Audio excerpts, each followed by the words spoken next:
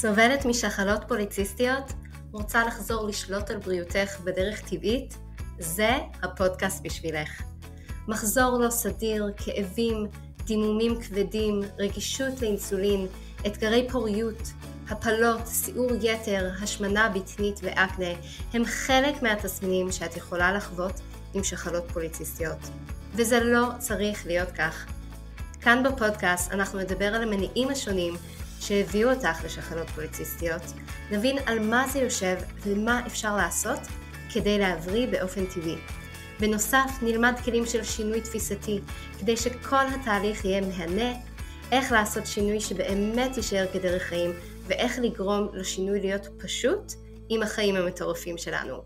אני מירי לב, מטפלת טבעית עם התמחות בשחלות פוליציסטיות, ואני נרגשת לתת לך את הכלים לצאת לדרך למסע מופלא, מהנה, טעים ושמח של ריפוי. מוכנה? בואי נצא לדרך.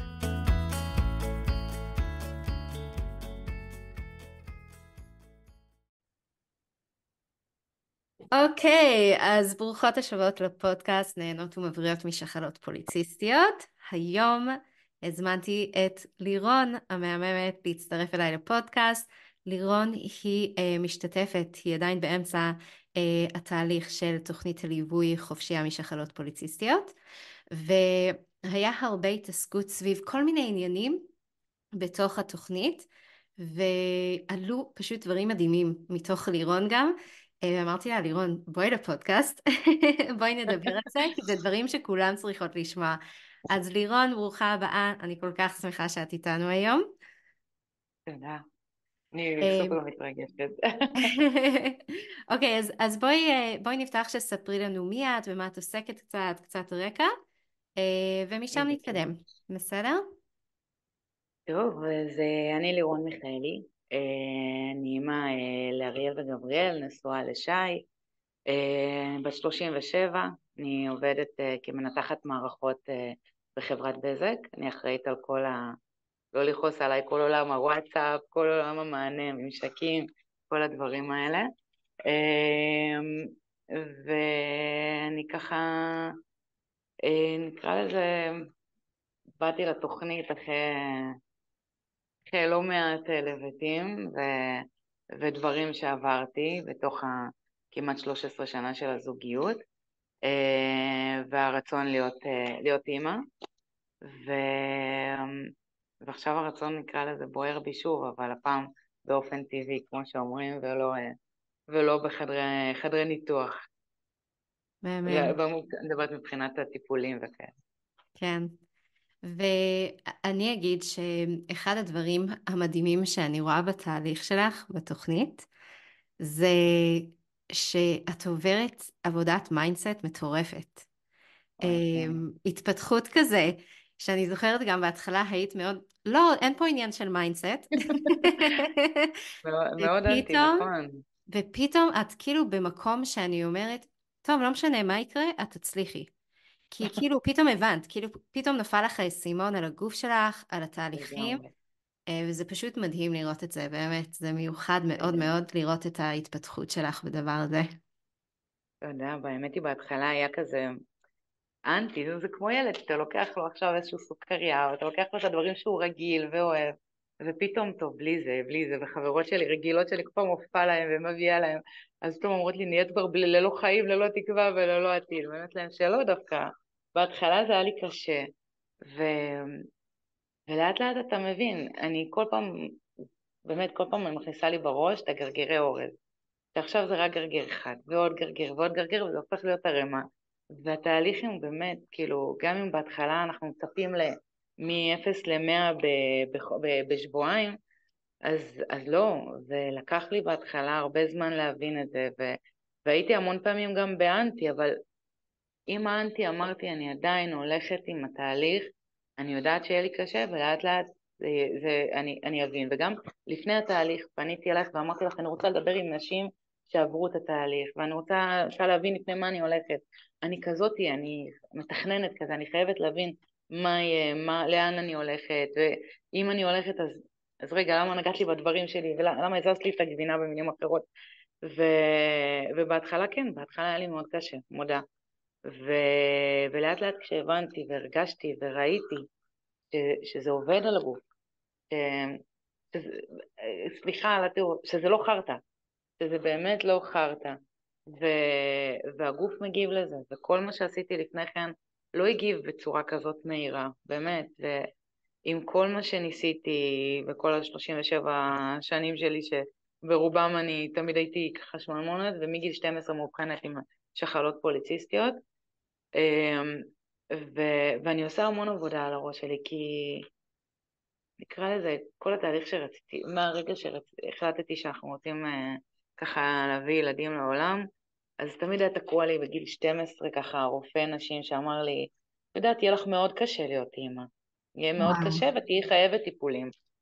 וזה נתקע לי בראש, וזה נתקע לי במוח, ובאמת עד שלא עברתי, כשנכנסנו וניסינו להביא ככה, לנסות טבעי, ואחר כך עם טיפולי פוריות, אז לקחו איזה 4 שנים, שעדיין נורא כעסתי על הגוף שלי, ונורא העמסתי עליו, ונורא נורא נורא כזה, לא כיבדתי את המקום שלו, והייתי ככה במין איזשהו טיפול NLP, שהבנתי שאני סוחבת איתי את הטעות הזאת, את האמירה הזאת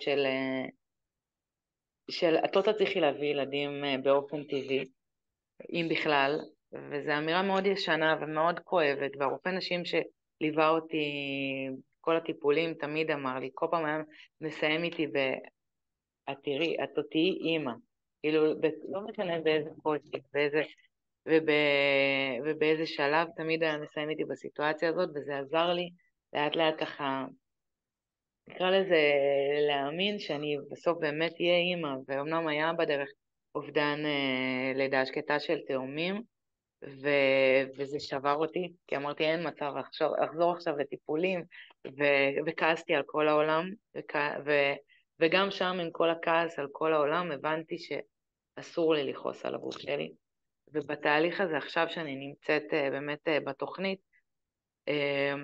לא בגלל שאנחנו עכשיו ככה מדברות וזה כאן, אלא באמת באמת באמת, ואני גם מרגישה את זה על עצמי יותר ככה ב4 שבועות האחרונים, שאני מבינה שלגוף שלי יש קצב שלו. אני לומדת לכבד את הגוף שלי. עם המקום שאנחנו חיים באינסטנט והכל עכשיו ואתמול, אז אני לומדת שהגוף שלי צריך את הזמן שלו, וצריך את המקום שלו, והוא יודע לעשות את הדברים, ואני צריכה לתת לו את האמונה, שכמו כל אחד צריך, לא משנה במי, במה, בלמה, כל אחד צריך את האמונה בשביל להתקדם ולהצליח, וזה באמת הרבה המיינדסט שאני עושה עם עצמי, מהמקום שלה, להתחבר לגוף שלי, להתחבר למקום הזה, שעכשיו עוד יותר אני שמה את הדגש, אם שם באמת לפני ככה, כשהייתי בתחילת התהליך ועברתי את ה-NLP שניסה ככה לעזור לי לדבר בשפה חיובית ולנסות לרפא את עצמי מהמקום של את לא תהיי אימא, עכשיו אני עובדת על המקום הזה שאני אהיה אימא באופן טבעי, ואני מאמינה בזה, ואני יודעת שאני מסוגלת, והגוף מוכיח לי, הגוף מוכיח לי חד משמעית, כאילו ממקום טוב, ואני כמה שהייתי סקפטית, ועדיין איכשהו רציתי את התהליך, כי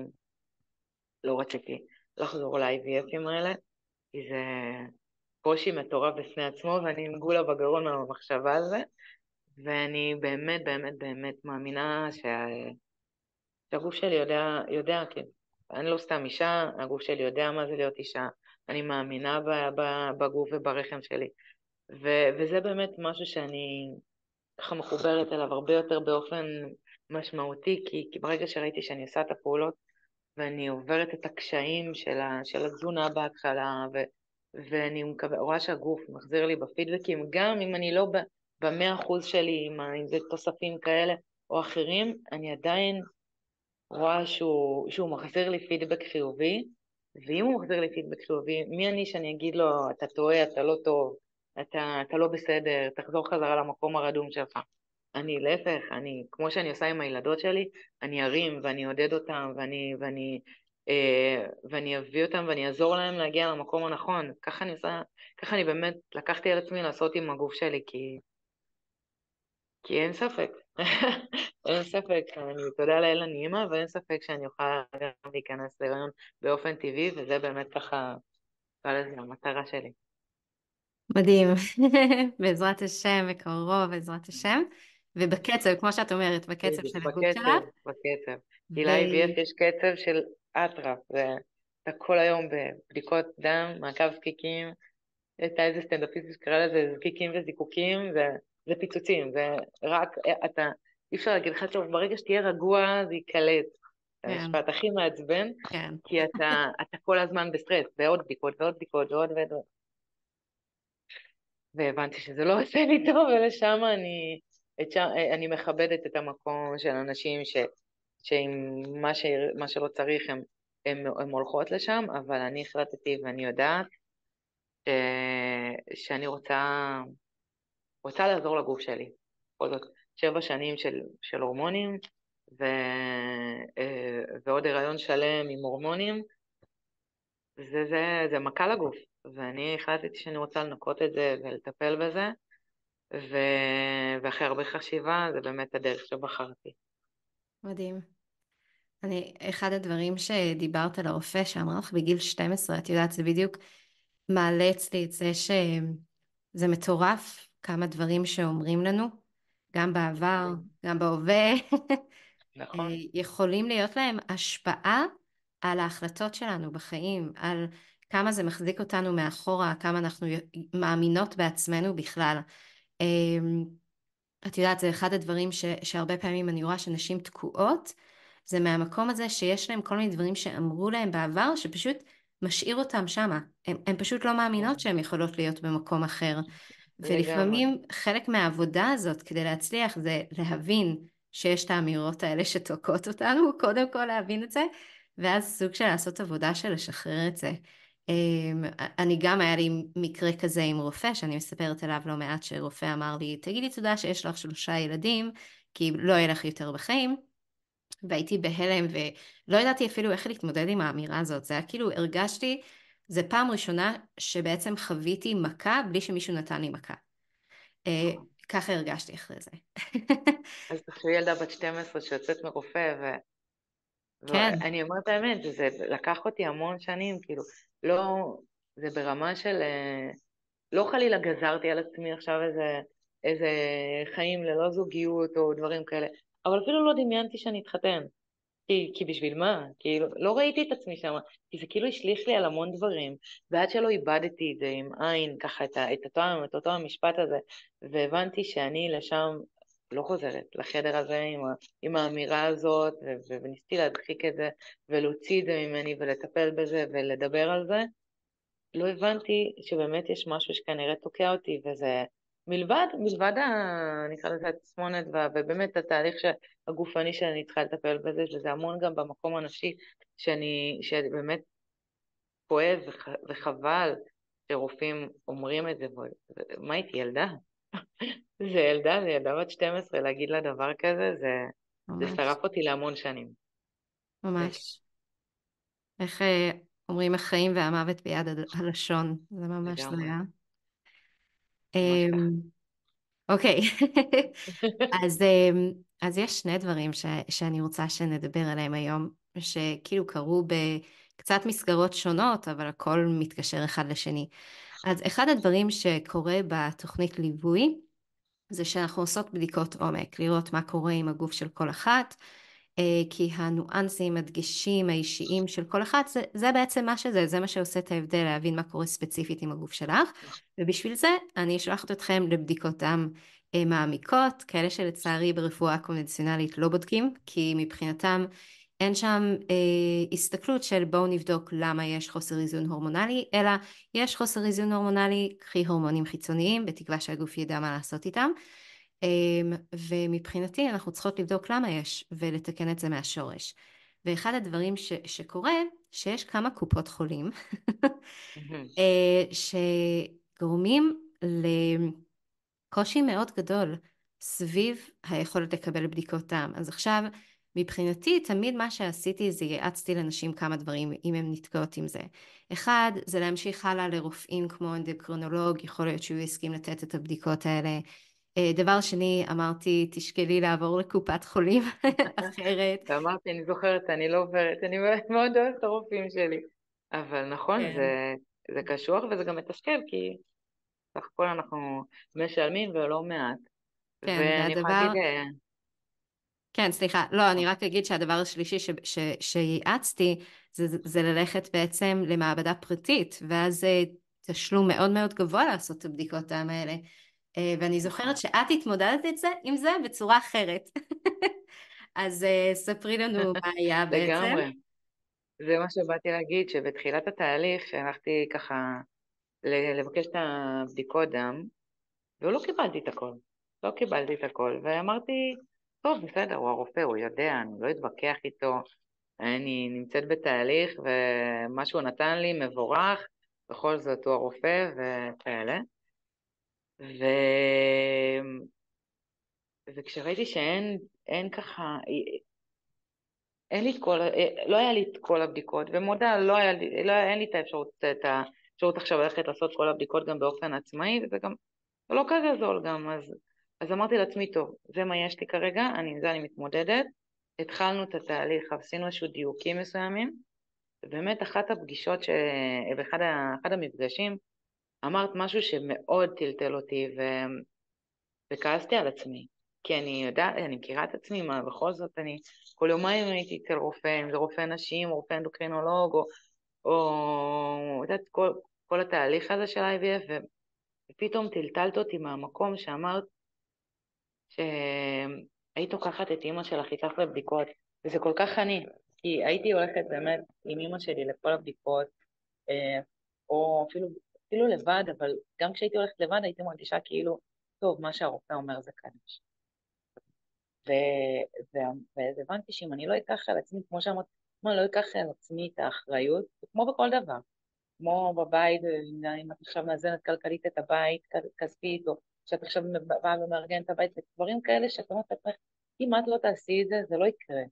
ובאמת ככה, כאילו הרגשתי שכאילו את מדברת על לירון, שבאמת לקחה את אימא שלה כל פעם לבדיקות דם, ולכל מיני בדיקות, ואימא שלי בתור אחות, אז היה לה קל יותר לדבר איתם, היא מכירה את השפה, היא יודעת את זה הכי טוב, עזבו אותי, מה אני באה מעולם המחשבים, עזבו אותי, לא מבינה כלום בכל עולם הרפואה. ואמרתי לעצמי, זהו, את לא חוזרת לשם, את לוקחת על עצמך את האחריות, והגענו לשלב שאני צריכה לבקש את הבדיקות דם לקראת שבוע 14, ככה לקראת הסיום, ואמרתי לעצמי, אני לא שולחת עוד פעם לרופא ככה תור טלפוני פשוט, שהוא יסבב אותי ככה טלפונית ויגיד לי מה שהוא רוצה, אני קובעת תור פרונטלי, ואני הולכת עם האמת שלי, כי אני יודעת ואני רואה שהתהליך תהליך קורה בתוכי, אני רואה שדברים זזים, אני דורשת את הבדיקות, כי אני רוצה לראות מה קורה איתי, וזו זכותי, בואו אנחנו משלמים מאוד יפה, הקופות חולים לא עניות. הן לא עניות בשביל בדיקות דם פעם, וגם אם ביקשתי את זה לפני 3 חודשים. וכשבאתי לרופא, אז באמת ככה הוא היה די באנטי. הוא ישר כזה, אויש, כאילו ממש ממש אמרתי את זה בתגובה של עוד אחת שבאה ככה עם כל הבדיקות של הנטורופתיות האלה. ואמרתי לך, כמו שכתבתי את זה, הפיוז המרוקאי קפץ לי, כי לא אהבתי את התגובה הזאת. קודם כל, אל תכליל. אני באה, אני אינדיבידואלית, אני באה אליך, אני כרגע, לירון, אני צריכה את העזרה שלך, אני באה אליך כחולה, לא עכשיו כפציינטית, לא עכשיו באה אליך כאיזושהי קבוצה שהולכת לנטורופתית. ואם אני הולכת לנטורופתית, סימן שאני צריכה, וסימן שהבנתי שזה הזמן שלי לעשות את הטיפול ואת הניקיון לעצמי. ואז הוא התחיל כזה, למה את צריכה את הבדיקה הזאת? המכבי לא תיתן לי את זה, עשית אותה לפני 3 חודשים. פשוט אמרתי לו, תקשיב, אלה הבדיקות, אני רוצה לצאת עם הבדיקות האלה מכאן. אתה לא רוצה לצאת, זה בסדר, זו בחירה שלך. אני לא יוצאת מכאן עד שאתה לא מביא לי סיכום ביקור, כתוב, באלה המילים שאתה מסרב לתת לי את הבדיקות האלה, כי מכבי לא מאשרת את זה, ואני הולכת עם זה לרופא מחוזי.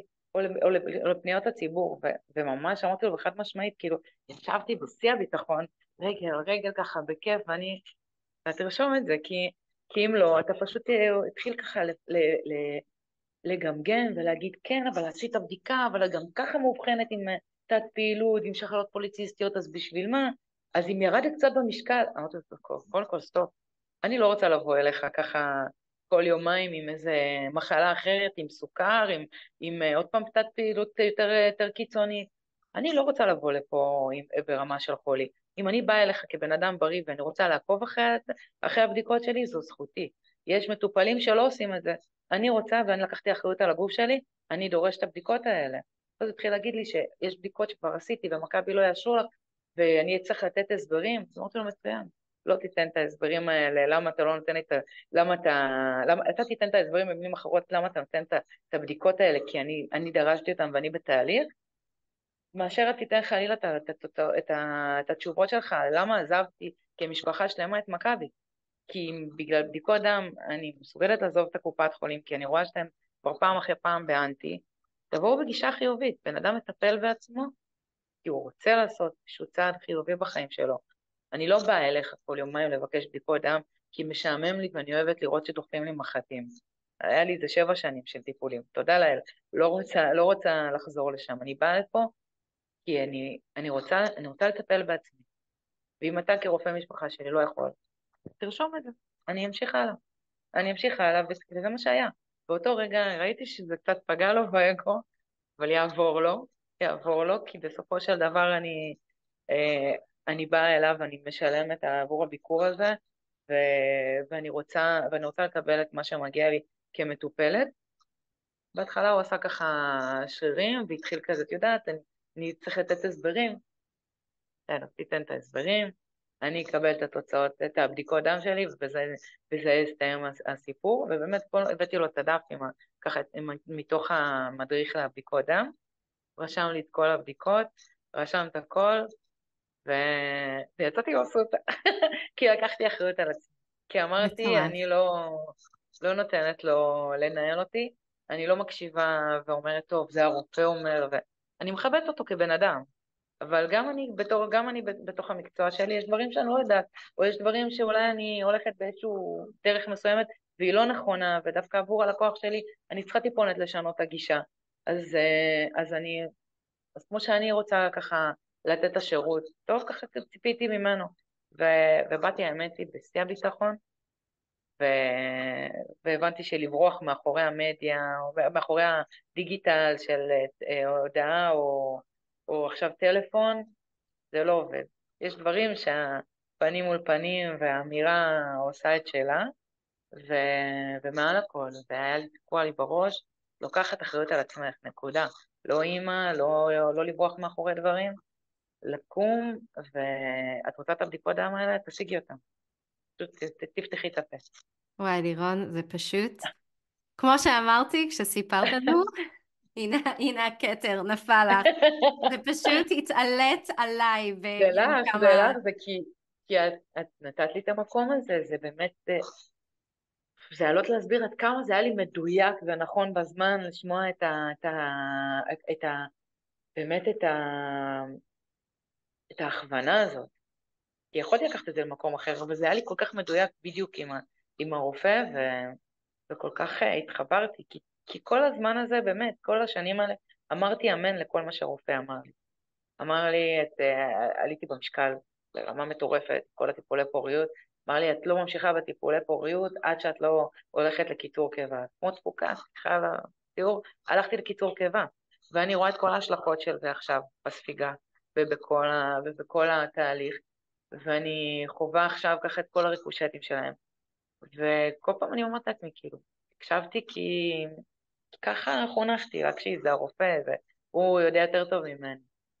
ואני לא מזלזלת, שלא נבין מהאמירה הזאת לא משהו לא נכון.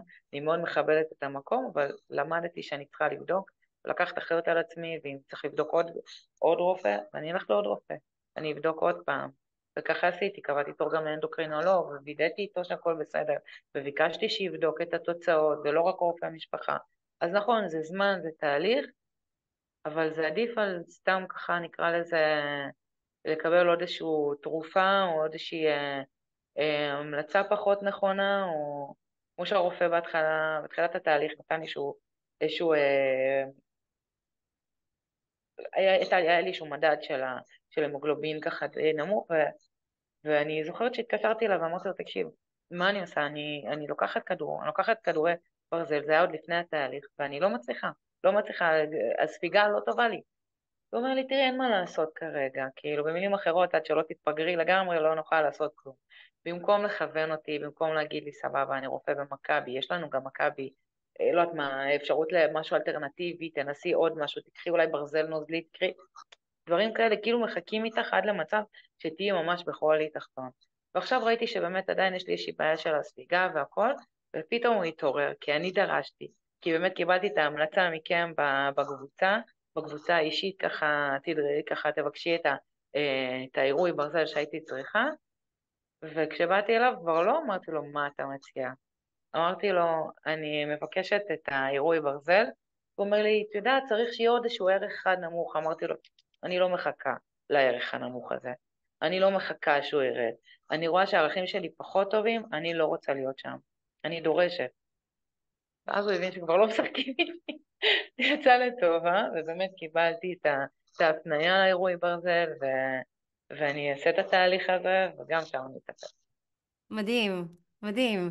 זה פשוט השראה, זה כל כך מדהים, וזה גם, את יודעת, זה מביא אותי באמת לנושא השני שרציתי לדבר עליו, שהוא לגמרי לגמרי קשור להחזיר שליטה לידיים שלנו, ובעצם היה לי תמיד במפגשים השבועיים שלנו, אני פותחת קצת עם מיינדסט, וזה בעיקר סביב דברים שאני רואה אצלכם, שאני רואה אצל נשים אחרות, כאילו דברים שאני גם חווה, ועד לפני כמה שבועות שדיברתי איתכם, כי בדיוק היה לי רצף של כמה נשים שמאוד רצו להצטרף לתוכנית ליווי, ובסוף החליטו שלא, לא בגלל שהם לא רצו, אלא בגלל שהסביבה שלהם לא רצו שהם יצטרפו. בין אם זה מישהי שאמרה, אני הכי מאמינה בזה, לא רוצה ללכת ל-IVF, לא רוצה את הדקירות האלה, אבל חמותי ואימא שלי מאוד לחוצות לילד, אז הן לא רוצות שאני אבוא לתוכנית. וכאילו היא עשתה איזושהי החלטה מהמקום של היא לא יכולה לאכזב את ההורים שלה, או מישהי אחרת שאמרה לי, אני כבר, נראה לי אמרה כבר 7 שנים שהיא עושה IVFים ללא הצלחה. זה ברור וודאי שיש פה איזשהו עניין עומק שצריך לטפל בעניין העומק, והיא אומרת, אבל כל הסביבה כל היום מעירים לי על זה שאין לי ילד, ואני לא יכולה לא לעשות את הרגיל, כי איך אני אסביר להם את זה שאני עושה משהו אחר וטבעי, ואני כל כך הרבה שנים מחכה. אז היא הולכת כבר לסבב הבא של ה-IVF, אחרי כל כך הרבה שנים שפשוט דברים לא זזים, במקום רגע לעצור ולעשות את הטיפול עומק. ואני באתי אליכם וסיפרתי לכם את זה, והייתי במקום מאוד מתוסכל, כי בגלל המקום הזה שסיפרתי לכם על זה שבאמת אנחנו צריכות להחזיר לעצמנו את השליטה ולהיות במקום הזה שהגוף שלנו, הבריאות הוא שלנו וכולי, כי גם אני הייתי במקום הזה, כן? ודווקא את הערת לי בצורה כל כך צודקת ואמרת, לכל אחד יש את הזמן שלו, שכאילו נופל לו הסימון הזה והוא מבין שהוא צריך לקחת את עצמו לידיים. וזה היה כל כך כזה, קודם כל זה הרגיע אותי, בלהט שהייתי של, איך יכול להיות וזה, כאילו לא הייתי כל כך היסטרית, כן, אבל בפנים זה לא, כאילו אבל אין ספק, הסתובבתי עם זה. כי גם אני שאני בתוך התהליך, אני מאוד מאמינה בתהליך הזה, ואני כל כך מבינה אותו עכשיו בצורה הרבה יותר משמעותית, ואת חיה אותו הרבה יותר שנים ממה שאני נמצאת בו בכמה שבועות, אבל זה כמו שאמרתי לך אז במפגש, כאילו, הייתי שם, הייתי בלחץ הסביבתי, חברתי, המשפחתי בעיקר, של הנכדים, וגם האישי שלי, של להוכיח שאני יכולה, שאני אישה, שאני יכולה להביא ילדים לעולם, ו, ועיכבתי את כל החיים שלי, מודה, באמת, לא התקדמתי בעבודה, נשארתי באותו תפקיד, הסתובבתי באותו תפקיד, באותה מחלקה, בכמה תפקידים שונים, ולא נתתי לעצמי לעשות שום דבר,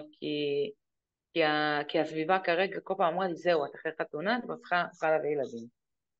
וזה טיפול אחרי טיפול, וזה כבר הופך להיות משנה, לשנתיים, 3, 4, וגם שם איפשהו עצרתי ככה להבין איפה הבעיה שלי, ובאמת ככה, כמו שאמרתי, עם איזשהו טיפול NLP, ככה די עזר לי, אחרי כבר עברתי אומנם את הקיצור קיבה והכל, ופתאום כן ככה היה איזושהי סיטואציה שעם ה-IVF כן נקלטנו להיריון, אבל בכל זאת אחרי 4 שנים, וזה המון, וזה הרבה לחץ, וזה כל מפגש משפחתי, וקרוב אצלכם, ופתאום לשמוע אנשים מברכים אותך ואומרים לך, לא יודעת מה, הייתה מישהי שמאוד, זה מאוד צרם לי, שקרא לי אפילו הכרה, ואני חשבתי שאני מתחרפנת מהמושג העתיק הזה, ו...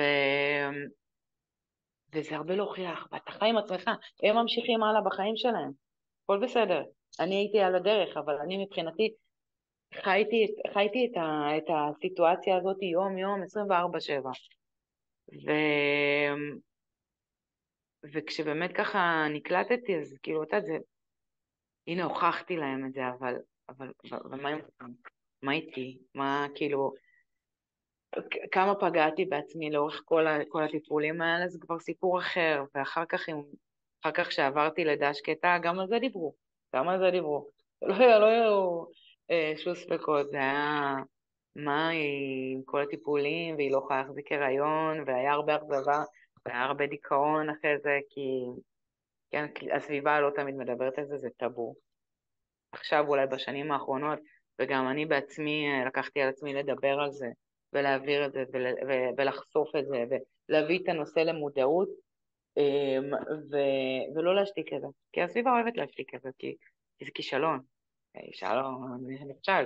בין אם זה אני נכשלתי, ובין אם זה הטבע בחר אחרת, או חלילה עשיתי משהו, אבל... ואז עוד פעם IVF, ועוד פעם כל הדברים האלה, וזה היה מתוך מקום כי זה מה שאת חושבת שצריך, זה מה שמכניסים לך בראש. כשאת הולכת לקופת חולים, סבבה, אז עושים לך בדיקה, אומרים לך, פלוס מינוס שנה ננסה טבעי, ואם לא, אז רק IVF. ו-IVF או הזרעות, אצלי זה היה ישר IVF בגלל שחלות הם ככה משום מה הגיבו ליתר גירוי, אז תמיד זה היה ישר IVF. ועכשיו ככה, אחרי שהבנות נולדו, ואתה, וככה נקרא לזה, הייתי רגועה, כל הסימונים ככה לאט לאט חלחלו, וגם כשבאתי לסדנה אצלך ככה, ברגע שהחלטתי שאני רוצה עוד פעם, הלכתי לרופא, קיבלתי הפניות, קיבלתי את הכל, ובואי זה גם יקר בילד שלישי, אבל לא זה היה אישו, גם, טוב, אמרתי לעצמי, רגע, זה מה שאת רוצה, עוד פעם את ההורמונים האלה, שאת לא יודעת מה יהיה ההשלכות שלהם עוד מעט, או חלילה או משהו, וגם אם כן, גם אם לא, ואת רוצה את התהליך הזה עוד פעם, כל הסטרס הזה, אז לקח כמעט 7 שנים, כאילו, נכון, את עכשיו במקום כביכול קצת יותר רגוע, אבל זה מה שאת רוצה? כי עם הזמן הבנתי שגם, כאילו היה לי תהליך כזה שהנה עשית קיטור קיבה בשביל להיכנס להיריון, יכולת אחרת, כי עברתי את ההריונות בסיכון, עם כל מיני בעיות של ספיגה ודברים, ואמרתי לעצמי, עשית איזשהו תהליך אחד מאוד קיצוני, כי הכתיבו לך, כי אמרו לך שזה מה שצריך לעשות, כי הסביבה אמרה שזה מה שצריך לעשות, והפעם אמרתי לעצמי, לא, אני אשים את הכסף הזה, אבל אני רוצה לבחור עוד אלטרנטיבה. ואז ככה התחלתי לבדוק את הנושא, וקפצו לי כל מיני הודעות וכל מיני נטורופתיות, ותמיד הייתי בעולם שאני מאוד מחוברת לדיקור סיני, וגם הייתה לי מלווה בכל ההיריון בדיקור סיני, שאומנם, כמו שאמרת מקודם, שצריך לדייק, היא הבודדה, באמת, הראשונה שעלתה על זה, שאני אומנם מטופלת באלטרוקסין לבלוטת התריס, אבל הערכים היו מאוד גבוהים, עדיין בתוך הנורמה, אבל מאוד גבוהים בשביל להיקלט, ועד שלא טיפלנו בזה, ובאמת עם מינון אחר, לא נקלטתי. וזה 7 שנים שאתה עובר עם לידה שקטה ועם הכל, ושאף אחד לא מכוון אותך גם בהיריון בסיכון, אחרי זה שאתה צריך ללכת לאנדוקרינולוג ולשמור על ערכים מסוימים, שום דבר. הם רצים איתך לראות את הילד בסוף. ואז אמרתי לעצמי שאני מאוד מאמינה בתחום, ואני רוצה לנסות משהו טבעי. והתחלתי לבדוק, והתחלתי לחקור, והגעתי אלייך, ו... נרשמתי לסדנה, ובסדנה הייתי ככה, עם כל מיני, גם עם המפגש שנתת לי, שהיה לי אמנם, זה היה חצי שעה של, באמת חצי שעה מופלאה, שבהתחלה גם הייתי קצת באנטי ועניינים והכל, וכשלקחתי את המתנה שנתת לי באותה סדנה, והבנתי מה אני עושה עם עצמי, ניסיתי, לא היה ב100%. הייתי עם גלוטן, הייתי עם מוצרי חלב עדיין, אבל ניסיתי באמת את הדיוקים שאמרתי לדייק, בום, מגיע המחזור. כאילו אמרתי לעצמי, הו, רגע, יש פה משהו. אבל עדיין לא הלכתי, כי לא הייתי בשלה לזה, ואמרתי, טוב, עוד קצת זה. וגם תהליך שהוא הוא תהליך שדורש גם איזשהו אמצעי כלכלי כרגע, וכל הדברים האלה, כל המוצרים. ואז אמרתי לעצמי, טוב, את רוצה לשים את הכסף עוד פעם על IVF, ואת יודעת מה? או שאת רוצה לנסות רגע כיוון אחר. ואמרתי, אני מנסה רגע כיוון אחר, ואז יצרתי איתך קשר. וזה היה באמת אחרי תקופה יחסית די גדולה מאז הסדנה. ואמרתי לך אני רוצה לבדוק, אני רוצה לדבר עם נשים אצל שעברו את התהליך. כאילו ריפדתי את עצמי באמת במקום הזה של הבחירה הנכונה לתהליך עם כל הקושי. והיום אני יודעת להגיד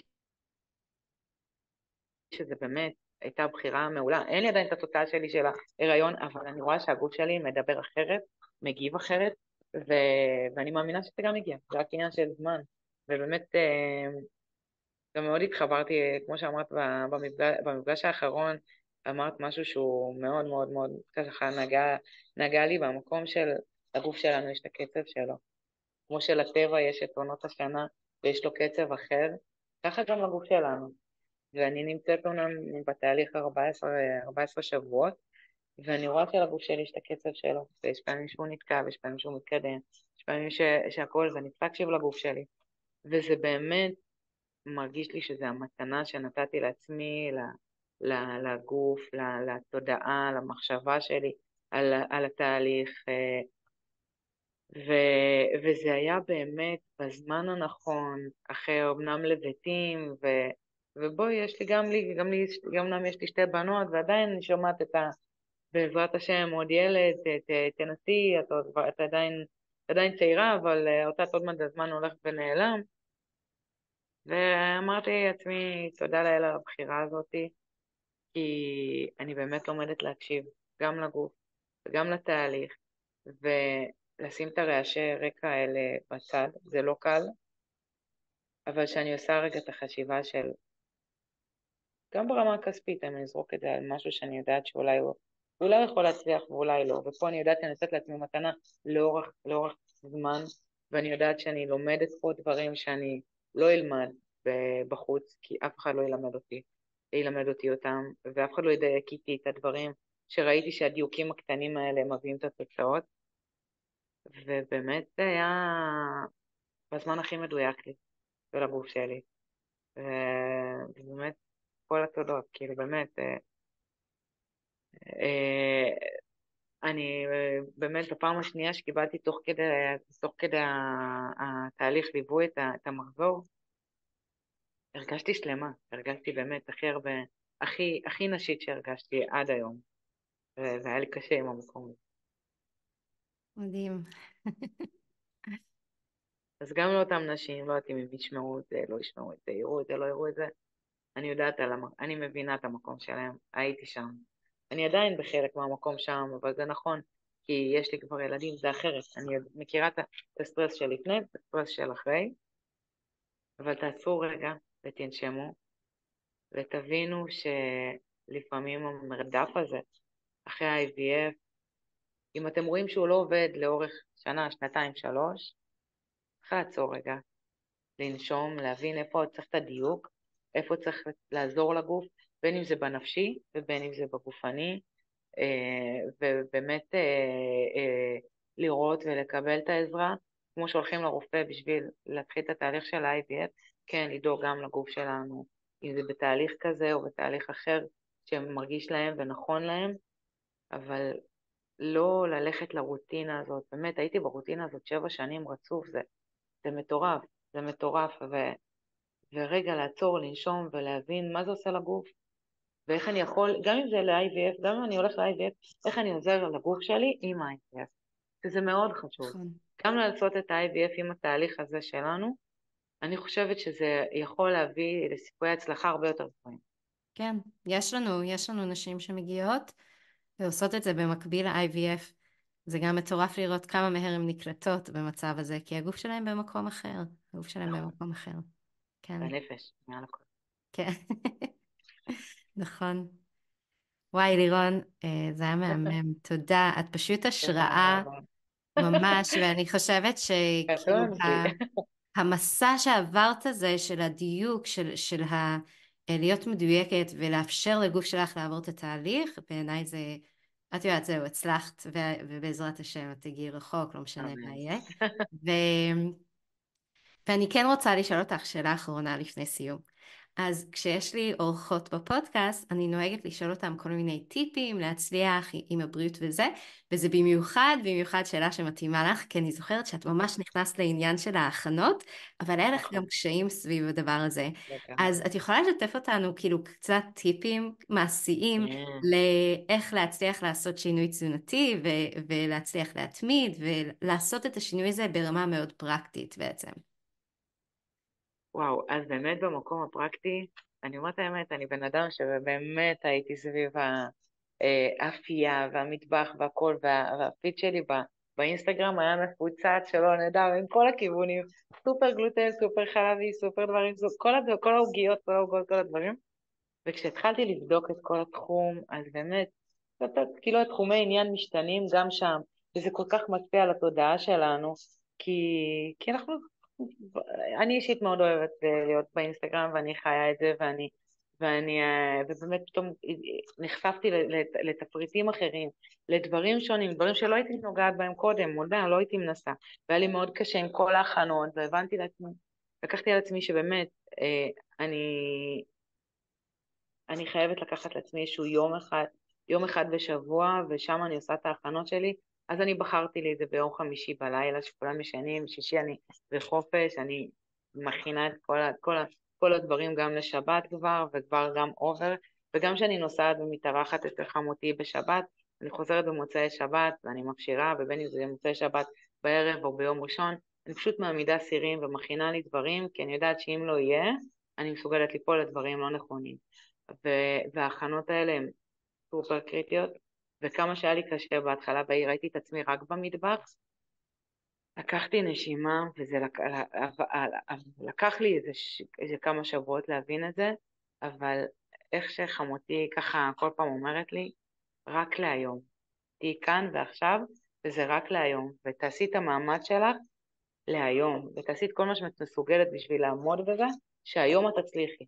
אז לקחתי באמת על עצמי לעשות את ההכנות האלה פעם בשבוע, וכל פעם שקשה לי, או שאני... קל לדבר, באמת קל לדבר, אבל כשאתה נמצא מול הסיטואציה הזאת, כשאתה רואה עכשיו איזשהו בופה של, לא יודעת מה, איזשהו פריסה פה, או איזה הרמת כוסית, ווואלה, בא לך מהעוגיה הזאת, או בא לך מהמשקה הזה, או משהו, ואתה אומר לעצמך, רק להיום, את יודעת יכולה לקחת משהו איתך, אני לוקחת איתי תמיד בתיק, תקים עליי שאני באה עם תיק אוכל מסודר ומתוקתק, כי תמיד יש לי, גם אם מרגישה שאני בנפילה או שאני צריכה משהו, אז אני הולכת לשם ולוקחת את מה שמותאם לי, ואני אומרת לעצמי כל פעם, עם כל הקושי ויש ימים קשים, רק להיום, תשרדי את היום הזה, והיום הזה יעבור, ומחר יהיה טוב יותר, ו... וזה מה שאני אומרת לעצמי, לקחת את היום הזה להכנות, כי הוא בהתחלה סופר קשוח, ראיתי את עצמי כל הזמן במטבח, ולהגיד לעצמך שאת מסוגלת, ורק להיום, רק לארוחה הזאת, רק לשעה הקרובה, ואת יודעת שאת מסוגלת, והזמן עובר, וזה רץ, ואת רואה שזה, תודה לאל, כבר 14 שבועות, ואני מאלה שלקחתי על עצמי מהיום הראשון את כל התהליך, נקרא לזה את בלי זה, בלי זה, בלי זה, בלי זה, ולאט לאט השארתי לעצמי את מה כן, ומה אני יכולה לשנות ממה שהייתי עושה פעם, להבריא את זה, להבריא את המתכונים, ו... ותודה לאל שמצאתי את זה, גם גיליתי חברות שנמצאות בתזונה די דומה, ואני אפילו עושה בשבילם ומכינה להם גם, אז יואו, מבחינתי זה, כן, מבחינתי זה ההישג איזה כיף להן. הכי גדול. אני מצליחה לעזור לאחרים, כן. וואו, מדהים, מדהים. את יודעת, השחלת את זה במשפט האחרון, אבל עצם זה שאנחנו עוזרים לאחרים מאוד מרים אותנו ועוזר לנו להמשיך להתמיד, אז וואי, זה מקסים. תודה על הטיפים, ותודה תודה רבה בכלל על הכל, שהצטרפת אליי היום, ואת מהממת, תודה. ושיהיה את כל הטוב שבעולם, ואנחנו ממשיכות קדימה בכל הכוח. אז תודה לירון. תודה רבה, מילי. תודה. ביי, להתראות. אני כל כך נרגשת לספר לך שפתחתי את הדלתות לרישום לתוכנית הליווי המלא שלי חופשייה משחלות פוליציסטיות.